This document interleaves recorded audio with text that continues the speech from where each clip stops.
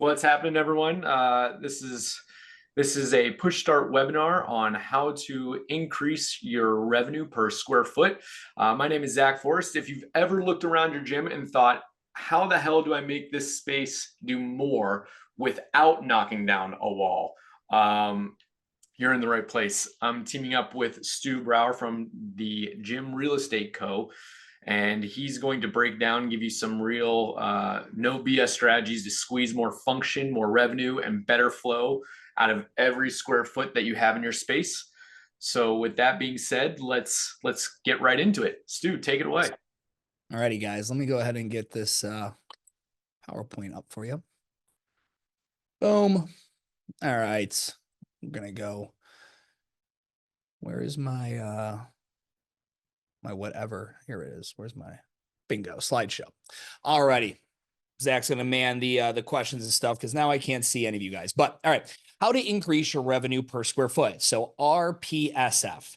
This was something that when I got into CrossFit in 2006, when I opened up my CrossFit affiliate, I didn't open up CrossFit right away, but when I opened up my business in 2010, this was not being spoken about. If you actually looked into the idea of what operational capacity is, the efficiency or lack thereof of your square footage, two cohorts or businesses, if you will, discussed it.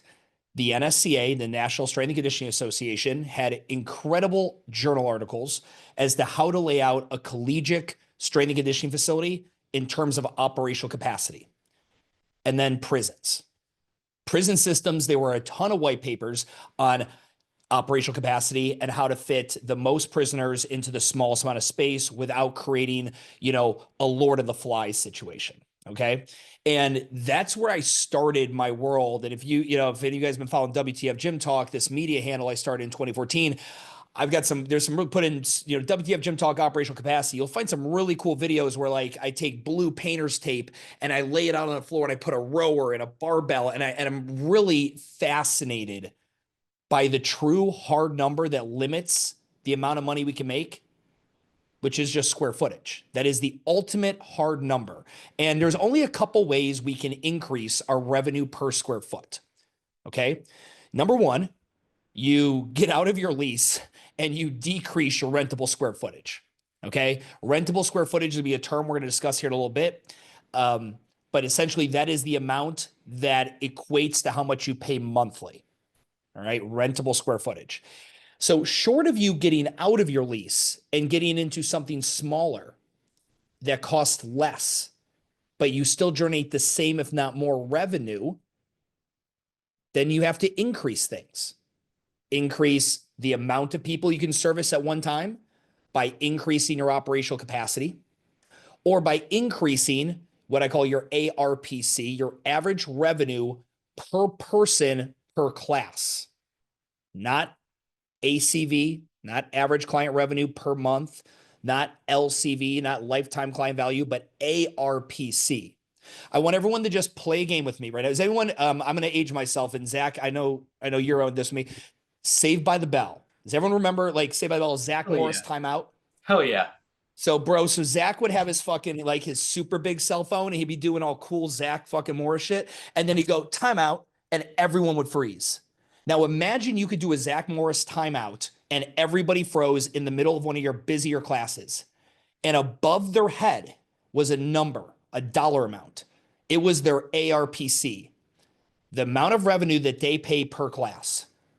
So if they're on a $200 a month membership and you have frequency-based pricing, so let's say they're attending 12 times per month, their ARPC would be $16.66. That is their average revenue they're generating you per person per class. Then you have ARC, average revenue per class. So let's say everybody is on the $200 a month, 12 times a month membership, everyone, which would never happen. And your class capacity is 20. That means you can generate $333.33 per class. That is your ARC, average revenue per class at 100% utilization. However, we all know that the majority of our classes don't always run at 100% utilization. So we have to factor that in as well. We'll talk about that later. But if you could do that Zach Morris timeout and you looked at everybody, that number would be of high value to you. Not how much they pay per month necessarily, while that's valuable, but in terms of the square footage and how you're utilizing it. Because when you realize, all right, well, I signed this 7-year lease and I'm in year 2 and that wall's there and that wall, I can't knock that shit down. So I either have to increase their ARPC or I have to increase the amount of people I could service at one time. And we'll talk about layouts and things like that here a little bit later. But those are the only ways for you to do that. And I want you to think of your revenue per square feet as in your site and what you lease as an investment. Like off the top of the head, does anybody know exactly all in base rent plus any operating costs or triple net, what they pay, what their cost is per square foot? Some people are probably throwing up some numbers, right? So let's say it's $30 a square foot. Okay, cool. So if you pay $30 a square foot and we went ahead and crunched how much money you made, you would obviously want to be making a significant amount more than $30 a square foot. And things like, and I know a lot of you guys can relate to this in a second, like you have a section of the gym that's probably 150 to 200 square feet that has bullshit in it. Like a half broken GHD and a bunch of barbells. I don't know. People mobilize over there. Yeah, they just kind of like socialize, mobilize, different ISs. That's what they do. And that's the ISs corner. It's kind of a fuck off corner and I don't do anything with it. Okay, well, that's fine. I'm okay with that as long as all the financial metrics in your business are good. But if you wanted to increase your revenue per square foot, meaning make more money than what it costs you to rent that space, I would be looking to activate. And activate is the verbiage. It is the purposeful activation of a space to start increasing your revenue per square foot. So be thinking about parts of your gym, they're not activated. How many of you guys, I did this too when I started off, I got smart, but like I want a hangout corner. I want like those couches over there. I picture like, it's like Friends at Central Perk and they're all sitting there after a workout and they're all socializing and the besties of besties are happening in that corner. That's cool. Unless you're not making enough money in revenue per square foot. And then that corner fucking sucks. The corner is worthless as far as what you pay in rent and how you activate it. You can create those besties scenarios outside of your square footage that you pay for. So they're just start thinking about what areas of my gym am I not activating? Now we talked about rentable square feet. That's the amount you pay for. So when you take, and pretty much everywhere outside of California and some place in the PNW, when we calculate rent, it's done on an annual. So if you have 3,000 square feet and you pay $30 a square foot all in, so that maybe you're paying $25 a square foot base plus $5 a square foot in triple net, $30 all in, that is an annual rent of $90,000. You divide that by 12, you have a monthly rent of $7,500. Your rentable square feet is simply how your landlord determines how much you owe. That's the total square footage. The problem with rentable is that, yeah, I might rent 3,000 square feet, okay? And maybe I'm in the bottom of a brand new apartment complex. So you might rent 3,000, but you have usable square feet of 4,000 because you have access to lobbies and bathrooms and shared common areas. And maybe you are or are not charged for that square footage. Often you are. Okay, you're charged based on a load factor. You'd be charged a smaller percentage of that common area because you share it with everybody else. But your usable square feet can be much larger than what you actually pay for if you have common areas. I have a lot of gyms in the New York markets, Westchester County, Long Island, downtown New York. They pay for 2,000 square feet, but they have a 700 square foot basement. They don't pay for that because it's not zoned for anything but storage. So the landlord just gives it to us for free and we turn it into offices and we just don't tell anybody, right? Like, or we just put extra inventory down there or washing machines for towels or whatever it may be. So there's rentable, usable, and then there's serviceable. And serviceable is what we do, is how we think of our op cap, even though we have to base our op cap off the rentable because that's what you pay for. But your serviceable square feet is, where do you make your money? Where do the clients stand and jump and move and do their thing? There's a Barry's Boot Camp here in Charlotte, North Carolina, and this is not a slam on Barry's Boot Camp, but Barry's Boot Camp leases prime retail in Charlotte, North Carolina of, I believe it's like let's call it between 6 and 7,000 square feet. Their serviceable square footage is under 1,500. Ooh. But I'll tell you, the 3,000 square feet for me to stand there with my fucking $17, smoothie that some dude made me, and they have the lounge and they have all this retail for me to buy. It seems cool. I think it's a huge waste. If it's my business, I sure as hell don't want 4,000 square feet of lobby. And what we're seeing in the commercial real estate market with fitness, everybody is getting leaner. Zach is the epitome of this. I went into Zach Forrest's gym, CrossFit Max Effort. I remember I was probably still half drunk from being out in Vegas that night before. Okay. I had a good time. And I showed up to get my workout in, sweat it out. And I remember walking in like, bro, look at this place. Zach, how big was that? 16,000. 16 fucking thousand. What are you, an Amazon fucking distribution center? Like when we think of it now, nobody goes that route now. The reason Zach and I was able to get away, I had 7,500 at my largest. And then I was able to go to 10,000. It was a different world after the 2008 crash because industrial was insanely cheap. Yep. And then all of us CrossFitters, by the way of Glassman and those articles of how to use industrial, we went that route, but then breweries joined us and all these other uses in industrial. And now industrial in any market is not far off from what retail is. Back in the day, used to be like, oh, I'm not paying retail prices. That's 3x more. It's way less than that now. It is very close neck and neck. Okay. Industrial has become popular again. Okay. Pallet walls and industrial fittings and all the cool things. All right. But just understand these three things. And then I want everyone to go ahead and I'd be curious for you guys to put this into the chat. Let's calculate your revenue per square foot. So take your TAR, your total annual revenue, and this is top end. All right. Top line, gross. What do? Round up. Divide it by your square footage. Okay. What is your annual revenue per square foot? Okay. And when you start thinking of that, right, you can then compare it to what you pay per square foot. So in this hypothetical, 3,000, I think I said earlier 30, right? So that's 90,000 a year that this individual pays in square footage. They're able to go ahead and generate off $30 annually a square foot, $133 a square foot. Okay. Not bad. Not bad. I would look at that and say, hey, we've done a good job on the investment we made because it is an investment. You are spending this money in rent not because it's fun, but because you are hoping that this location, its cost is going to be far less than what it allows you to generate in revenue. Before I go any further, because I've done a bunch of like math stuff, any questions? We don't have anything popping up. Cool. James made a comment. He said that they're seeing that in Stamford, maybe $10 to $15 square footage difference between similar area industrial and retail. It's getting smaller by the month. The gap is closing between retail and industrial.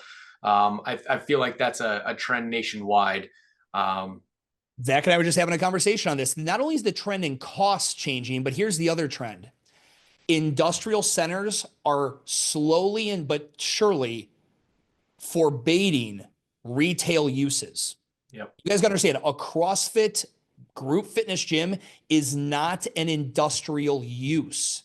We just pirated those asset classes of commercial real estate because they were cheap and we liked hanging ropes and we needed high ceilings. That's the only reason we landed there. Go to that article Glassman wrote, cheap, high ceilings. But it's not a retail use. If you were to sit down with the urban planning of Stamford and they're like, hey, so you know that business park over there, the one that has all the logistics centers and light manufacturing and distribution? wouldn't it be great if like between 5 and 7 p.m., like 40 to 50 cars an hour were coming in and out of there and people were running half naked with a med ball and getting their, their sweat all over the place and sprinting it out while some lady who runs the accounting in the local distribution plant next door is trying to get her Honda Civic out so she can go home and pick up her kids' KFC before dinner? No, that's not at all what they want. They're like, what the No, she fuck? should be eating KFC, dude. Yeah, Come well, on. correct. Listen, that's the least of the problems there. Okay. But the problem is we have done this and there's been corrections. Charlotte, North Carolina is a great example. Nashville, Tennessee, Cincinnati, Ohio, plenty of New Jersey. I mean, San Diego, Austin, Texas. The zoning ordinances, or what we call UDOs, new unified design ordinances, are changing to force retail uses to go to retail locations. Yep. It's also because we're seeing big box centers like malls and all that collapse. And so they're going to be pushing us back in. You wouldn't believe the amount of gyms I have that are going to go lease where a former Norman Neiman Marcus was, or where a 10,000 square foot mattress firm outpost in the middle of the mall parking lot was, Yep. or a bank that was a drive through that's now has no purpose. They are going to force, and any of you guys who are experiencing this, I'd love for you to kind of weigh in if you're finding like, yeah, my landlord he used to be reasonable about my renewals in my industrial. He was a dick about my renewal this time. It is happening. It'll take probably 10 more years, but you're going to see tighter restrictions on industrial use for our retail use, which is what your gym is. It is not an industrial use. All right. Now, the goals for your revenue per square foot, like you're like, okay, Stu, I get the math. What should I aim for? I've got some standards down below, and they're not standards, they're just examples of other brands that everybody recognizes and we can all kind of look towards. And it ranges. It depends on the market, depends on the cost. There is no necessarily a standard. There's only a standard within the brand. So, like, I know, for example, that a high volume, low price model, specifically Planet Fitness, if they're talking to operators, franchisees, they're like, you should be expecting 65 to $100 a square in revenue per square foot. Because a Planet Fitness can be 20,000 square feet. It's a lot of revenue. Okay. But you have to factor in when you're looking at revenue per square foot. So when I'm analyzing this, there is no equation I could give you. It is first a consensus. It's first a look at what business model is it? Is it open gym, which is the hardest thing to have operational capacity on because everyone's picking their own journey? Is it group fitness, which is one of the easiest? Is it semi-private, which is even easier? That's why you see Alloy personal training franchises and the semi-private small group training models explode because it's incredible operational capacity and the highest revenue per square foot. It's very similar to what we saw with yoga studios when they popped. Yoga studios were huge. And if you guys understand, the average person takes up 35 square feet in a yoga class. 35. Measure your yoga mat. And I promise you, it's 35 square feet. Imagine leasing a 700 square foot spot in which 500 square feet of it is the yoga room. How many people, 500 square feet, can you fit if they're only taking up 35 square feet per person? And the rest of it's lobby and bathroom. A lot. Yeah. Spin studios, same way, 45 square feet for a spin bike. CrossFit, 125 square feet per person.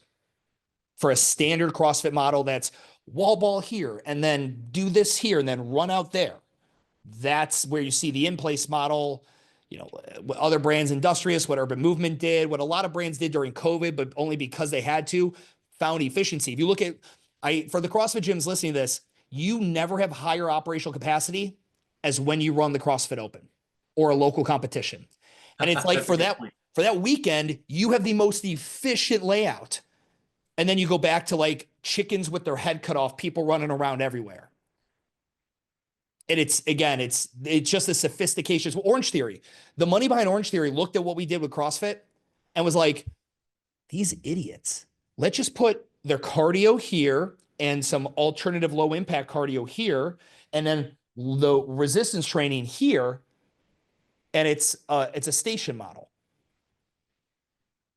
We know how much square footage everybody will take up when they're on a rower, a tread, or using TRX bands and dumbbells and standing still. Again, I'm not here to argue the fitness model, but from an OpCap perspective, that's how you can get 42 people in 1,800 square feet. All right. Now, we talked a lot about this on the last one Most of you guys were not here, but a lot of this is going to be some carryover because it's just the similar principles. Pricing your services to create a profitable revenue per square foot. Okay. When you price your services, and this is exhaustive, yet we all still do it, you do not do it based on what the market is charging. That is a factor of analysis, not the determining factor. Right. Okay. When you say that and you accept, okay, I have to base my pricing based on how many people I can fit in here and how much money I want to make and all that's on my square footage, that's scary for you to say. But I want you to understand you're not the only industry that does this. Airlines do it. Stadiums do it. Any event space, a wedding venue does it. Okay? When they build highways with tolls, they understand how many cars can fit and go through it. It's all just math. But you are more in the business of like what airlines are, selling seats, than you are selling fitness. And that might feel weird to say because you love what fitness does for people, but I'm asking you to take a step out. There's two parts to your business. There's math and there's art. I'd like for you to turn the art side off for a second and just think about the math side, because no one's ever gone out of business because they didn't have passion. Right? So it's because the math didn't math. Is anyone here currently running a group class model that does not have a class cap, a set limit on how many people can attend per class?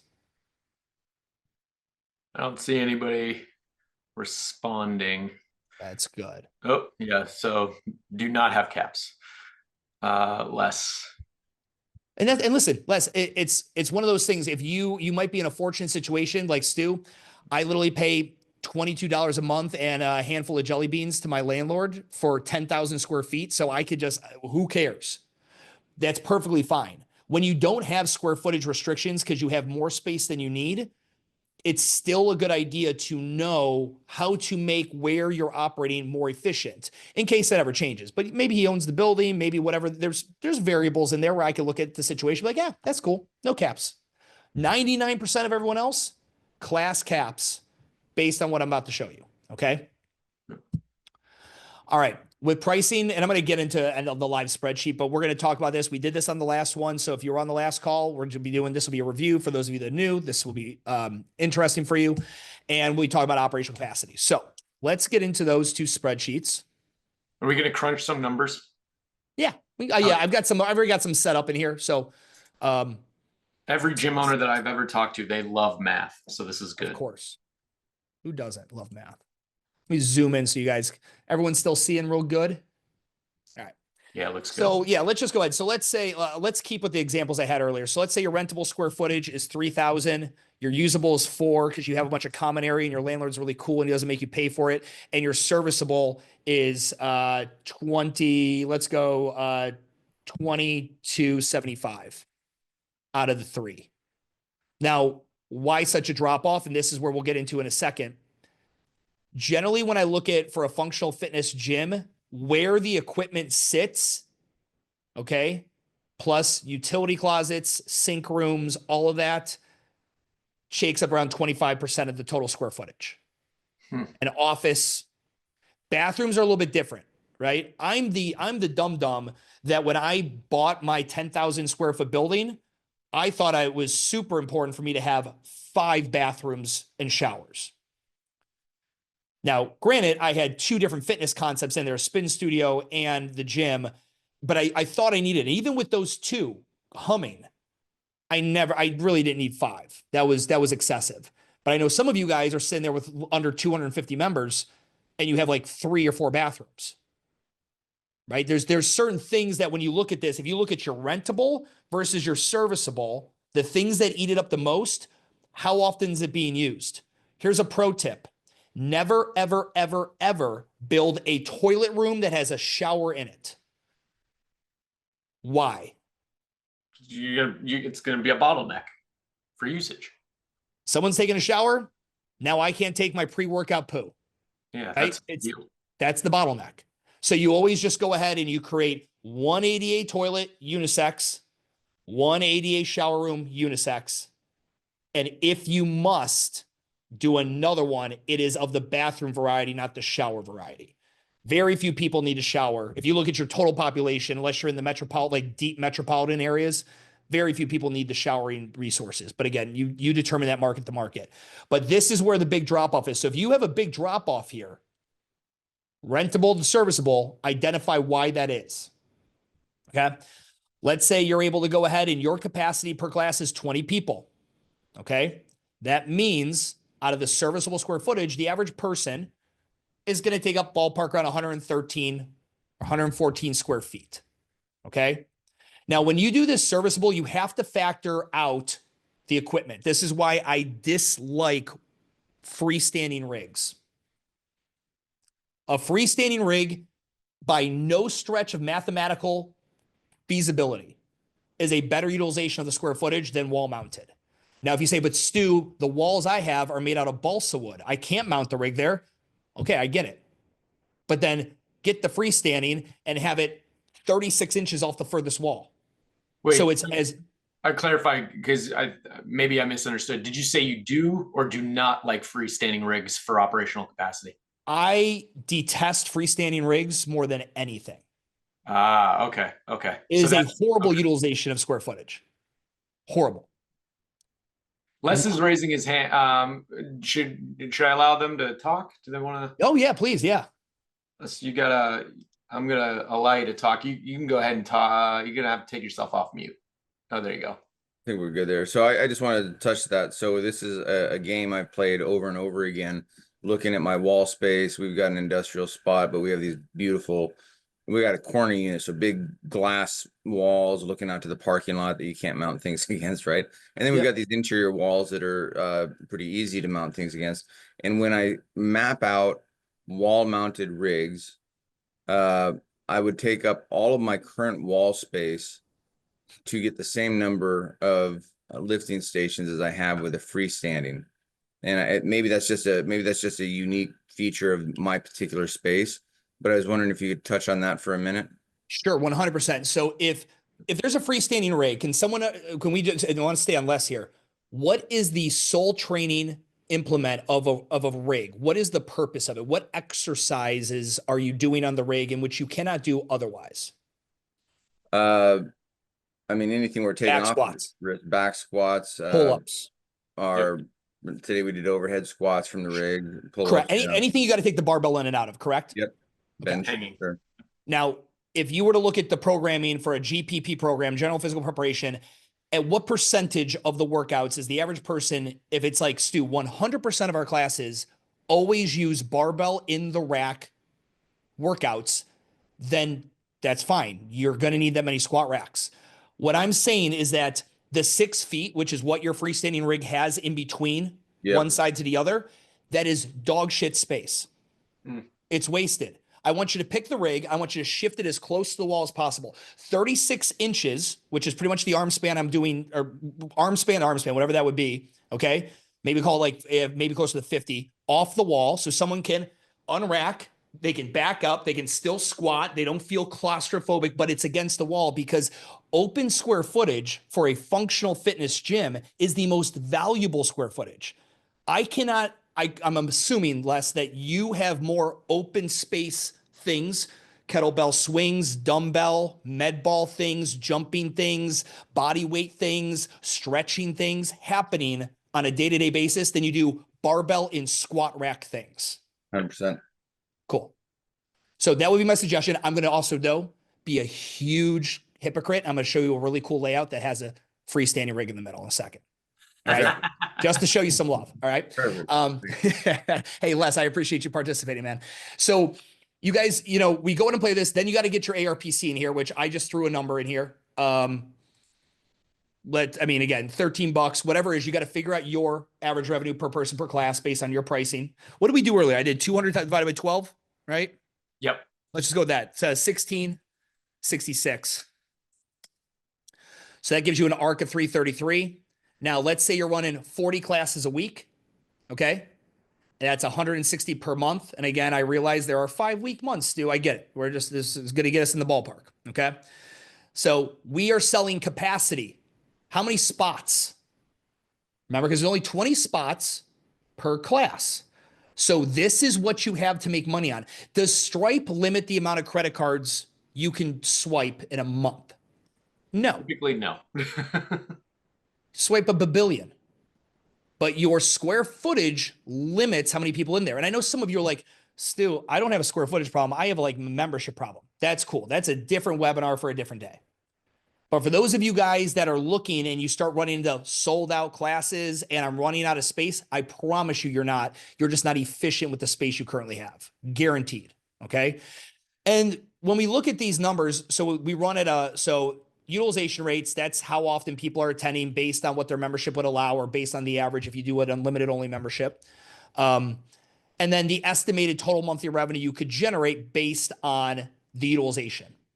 So when I see gyms with the utilization rate down here towards, if it's less than 40, we have huge issues. Square footage is not your problem.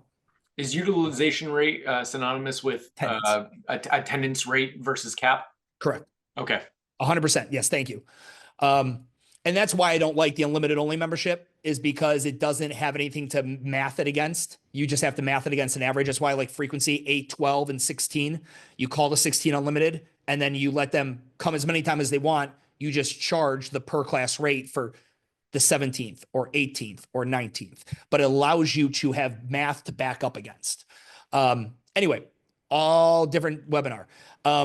And then you can go ahead and start looking at, so what are we paying per square foot? I think I said 30 in the example earlier today, right? Yep, 90,000 annually. So then we can say, okay, so this would be the estimated total annual revenue, and then my estimated revenue per square feet. So let's say, for example, I've got a gym and they're coming to the gym real estate company and they want to open up. I will look at their existing numbers. And let's say existing right now, they've been open for 5 years. They're somewhere around here, right? 55% utilization. This is what they're doing, so on and so forth. Generally, your next location should be faster and stronger and smarter. But you generally, if you haven't crested a certain utilization, like Stu, I've never got my utilization up to 80%. Stu, I've never done more than $35,000 a month. You're not going to get it done in the second location. Generally, when I look at a gym, we only do location number 2 when we have hit what we believe per our higher utilization. Like Stu, I'm butting up against, right in here. Like I keep bumping between 45 and 47. That could be your hypothetical max. Technically, I mean, we could run some numbers on it, but we might be at your plateau, short of you increasing pricing. Yep. Stu, I do have a couple questions on this.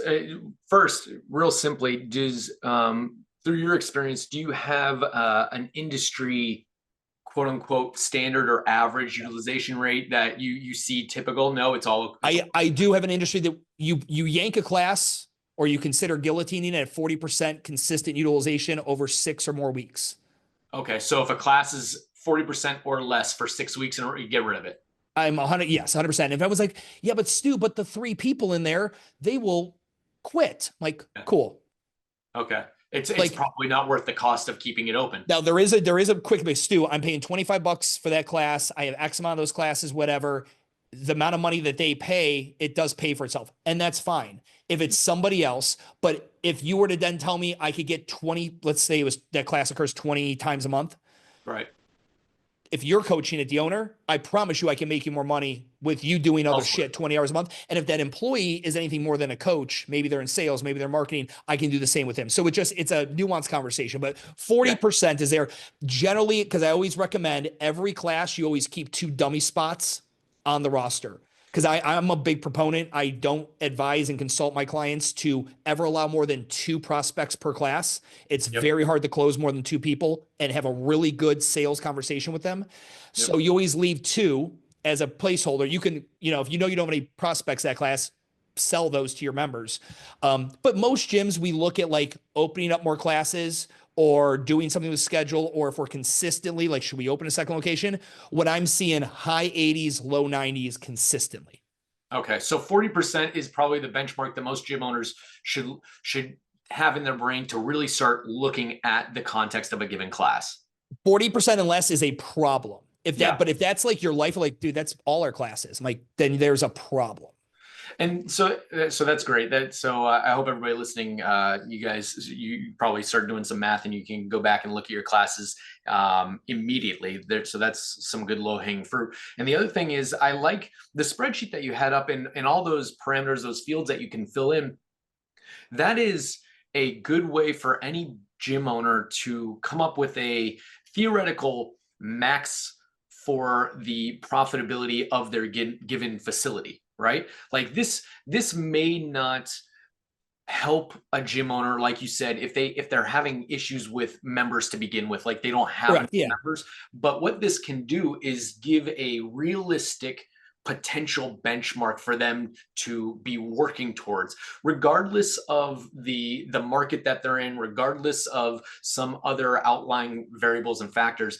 That spreadsheet can actually tell most gym owners, hey, this is the potential that my business has. What are the factors that are holding me back from getting there? 100%. Yeah, And absolutely. this is the other one that I have in that, that we'll talk about. And this is essentially going to a pricing analysis. Remember, we don't do pricing based on what everyone else is doing. We do pricing based on what we want to generate. Okay. Now there is a reality.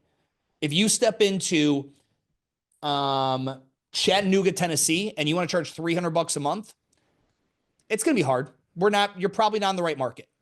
Okay. There are realities of things like that. Okay. However, we start with what do you want to clear in profit gross at the end of the year? Okay. Now, some of you guys, depending on how you run your financial models, profit maybe is how you pay yourself in distributions or whatever, but I'm just doing this. We can do it like how much you want your salary to be. It's an easy number to interchange. But what is that number? What is a good profit margin you want to have? The best of the best group fitness will see a 30% profit margin. There you 20 go, safe. Paige just asked about that. She just asked, how do you decide on a goal profit margin? What are the standards in the industry? 30% is what you should dream of. Yep. 20% is more than enough for you to do what you need to do.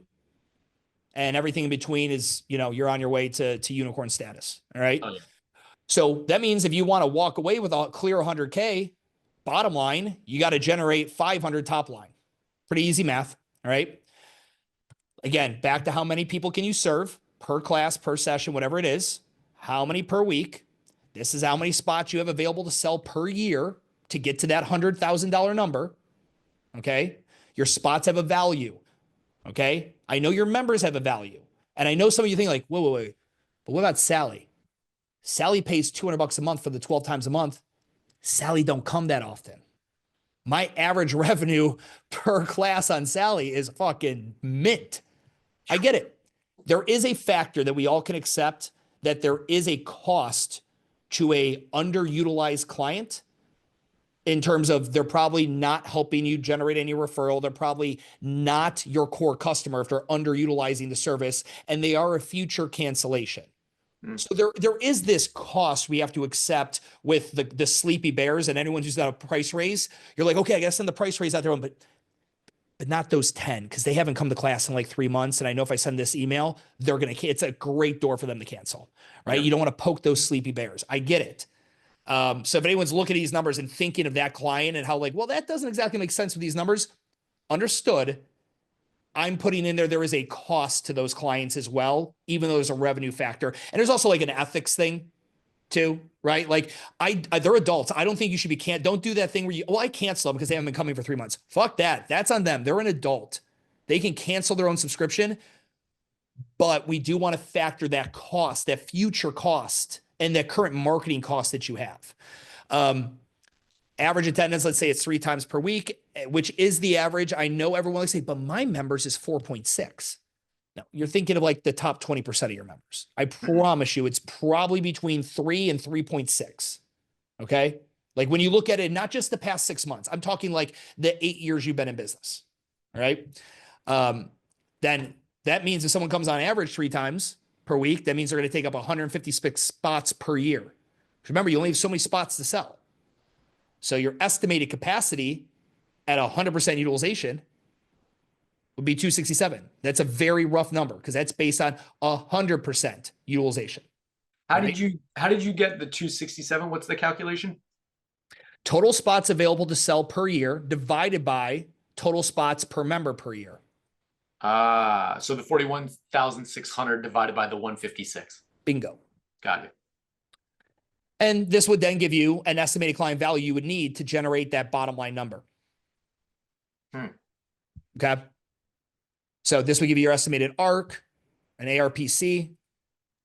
So again, that's the average client value at remember, not average client value. So average client value, okay, of monthly revenue. And then this is what that would need to break down to average revenue per person per class. Gotcha. Yep.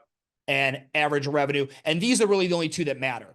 And this is at 100% utilization. Correct. Okay. And then you take this data and you bring it back over to your OpCap and you play with the different percentages from there. Yep. And so do you ever get to this scenario where it's like, all right, I realize that 100% utilization probably isn't realistic. So let me do this with a 80 or a 70%. Yeah. So I would recommend, again, if you have an existing business, you do it based off where you're currently at. Okay. So every gym owner likes to do like my business has so much potential. Prove it to me. Yeah. It's like, my kid's he's going to go Division I. I just saw that kid jog. There's not a chance. Like, prove it to me. Okay.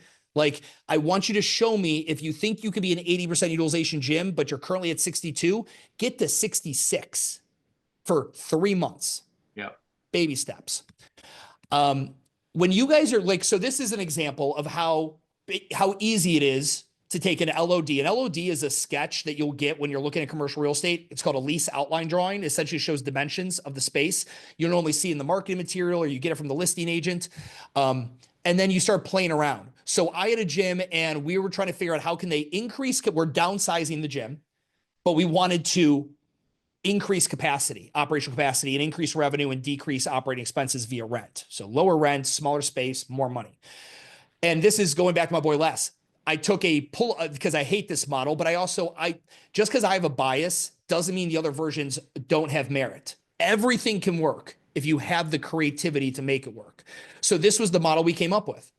We went ahead because he had a beautiful, very long freestanding rig, and I didn't want him to sell it or chop it up and put it on the walls. And he was getting a bowling alley. A bowling alley in commercial real estate is a long rectangle. Okay. Box is a square. So we put the pull-up rig down the center. Okay. And we set it up to wherever he had X amount of squat racks per person. And then we split up. So we created a very efficient model where he has 2 different ergs. They're lined up here. And then whatever the other thing. So every workout has something done on the rig, an erg, and then either an additional, modality, body weight, dumbbell, kettlebell, box jump, blah, blah, blah. And we ran essentially stations-based model. Think of Fight Gone Bad. We were able to go from a 20 capacity CrossFit gym to a 42 capacity, whatever the fuck he's calling this now. Still CrossFit, probably. Just simply by changing out the layout and modifications to the programming model. I got a lot of friends back in the day that thought they were Tommy Toughnuts in the CrossFit industry because they had 30 rowers. Everyone in my class gets a rower. I'm like, that's adorable. Like that is ridiculous. If you have a 30-person class, I would be creating 5 stations, 6 people per station at 100% utilization, and I need 6 of everything. Sounds like a lot lower startup cost to me. Sounds like I could probably get that gym open for, less than half than what the 30 rowers, 30 squat racks, 30 barbells, 30 pairs of 25s, 30 20-pound med balls. I talked about is we have the highest operational capacity when we run our competitions and the open. And everyone kind of likes to think of like, my clients love having their own equipment. That's not one of the things I've ever seen move the needle in client experience. And I've done a ton of, NPS, Net Promoter Scores, surveys and all that within gyms since 2014. And that's not something that ever moves the needle. It's more of like a programming jerk off. What questions everyone have about OpCap and revenue per square foot? This has been some good stuff, Stu. I think this is maybe not eye-opening, but it gives a lot of gym owners things to ponder with their physical space and how to maybe move some stuff around, but how to view their business in a different light. I hope. I had a lot of people asking if they were able to get the spreadsheets or get access to them, or Yeah. how would they go around? Just shoot an email to my team guys over at stu@jimrealestate.com. Just put in the headline, like, can I get a copy? It's going to be a read only.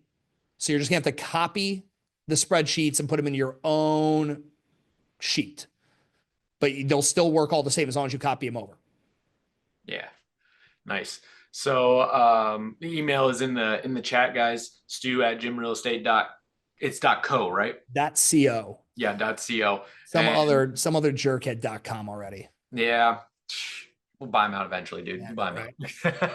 out. Yeah, and I do want to reiterate, I know I've said this on the past couple webinars, that I'm working with Stu personally on going through the purchase process of a building so that I can, in fact, open up another gym in the Kansas area. And it's been wonderful working with you, Stu. I've learned a shit ton just from going through the process with you, but the way you break this down makes it very, very streamlined and almost like just like a checklist going through stuff. And I think if anybody has the opportunity to go ahead and work with Stu, you got a lease coming up, you got questions about this sort of thing. Go ahead. Awesome. You were talking. I realized I did not share the one thing I wanted to give everybody as a great example. Oh, I love that. Are those I love this brand. This is Region ones? Fitness Co. out of Louisiana. Great owner, great operator. His original model was very much fucking chicken with the head cut off. People everywhere and anywhere. Oh, I like this. Okay. Now look at it. These are all folding racks, 36 inches off the wall. So you can kip your way to do whatever. They fold in. And then when class happens, they wheel out the erg that they're using in accordance with the barbell work. What does this remember? Remember the very beginning, who did I say was one of the pioneers of operational capacity? The NSCA. Mm-hmm. And I know we all don't like the NSCA and the CrossFit thing and all that, but I'll tell you this, guys, they know way more than you do about operational capacity and how to lay out a facility. Now, their operational capacity is bloated because they'll generally stick 3 to 4 linemen on a squat rack. You don't have that problem. Right. You don't have a 60-man team coming through and then another 40 female volleyball team coming through. But in a model like this, where everyone can have their own squat rack for a relatively low price into the wall, nice, neat, organized, and you still, again, have all the open space. Open space in a gym is the most valuable because it is modular. It could become anything you want it to be. But when you throw a rig in the middle of it, nothing can happen there except that. Yeah, and that is something in the CrossFit world. I know we have gym owners here that aren't CrossFit, the other aspects of functional fitness. You get this trend where people are buying programming and because they throw programming off to the side. They're like, programming is irrelevant as long as it's coached well, and it is to a point. However, I know of a more than one 200 person plus gym that get away doing very well programmed CrossFit with 6 racks. Yeah. And they're running 15 person classes, 20 person classes with just 6 racks.